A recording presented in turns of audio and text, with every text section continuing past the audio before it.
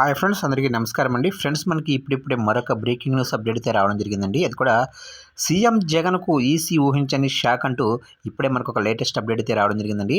అయితే ఇందుకు సంబంధించిన పూర్తి వివరాలు అయితే మన వీడియోలో తెలుసుకుందామండి. వీడియో ఎక్కడ స్కిప్ చేయకుండా చూడండి ఫ్రెండ్స్. అప్పుడే మనకి పూర్తి సమాచారం అయితే తెలుస్తుంది. ఇక లేట్ చేయకుండా వివరాల్లోకి వెళ్ళిపోదామా.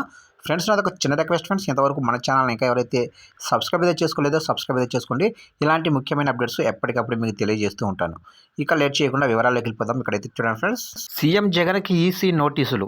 ఇక సీఎం జగన్కు రాష్ట్ర ఎన్నికల ముఖ్య అధికారి ముఖేష్ కుమార్ మీనా నోటీసులు జారీ చేశారు.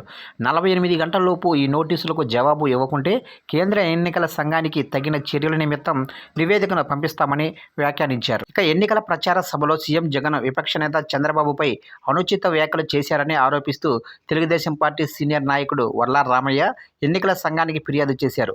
ఇక చంద్రబాబు నాయుడిని సీఎం జగన్ పశుపతిని అని వ్యాఖ్యానించారు. ఎన్నికల కోడ్ను అతిక్రమిస్తూ పలు అనుచిత మాటలన్నారని వర్ల రామయ్య ఈసీ దృష్టికి తీసుకుని వెళ్లారన్నారు. ఇక వీటన్నిటిని పరిగణనలోకి తీసుకొని సీఎం జగన్పై చర్యలు తీసుకోవాలని ఎన్నికల కమిషన్ను వర్ల రామయ్య కోరారు. తన ఆరోపణలకు సంబంధించి కొన్ని డాక్యుమెంట్లు, పేపర్ కట్టింగ్లు, వీడియో క్లిప్పింగ్లు రామయ్య తన ఫిర్యాదుతో పాటు జతపరిచారు. ఇక వీటిని పరిశీలించిన తరువాత సీఎం జగన్ను తగిన వివరణ ఇవ్వాలంటూ సిఈసి ఆయనకు నోటీసులు జారీ చేశారు.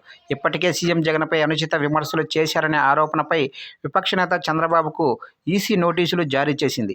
48 గంటలలోపు నోటీసులకు వివరణ ఇవ్వాలని కోరింది. ఇక వైఎస్ఆర్ కాంగ్రెస్ పార్టీ ఎమ్మెల్సీ లేళ్ల అప్పిరెడ్డి చంద్రబాబుపై ఎన్నికల సంఘానికి ఫిర్యాదు చేసిన మీదట ఆయనకు ఈసీ నోటీసులు పంపించింది.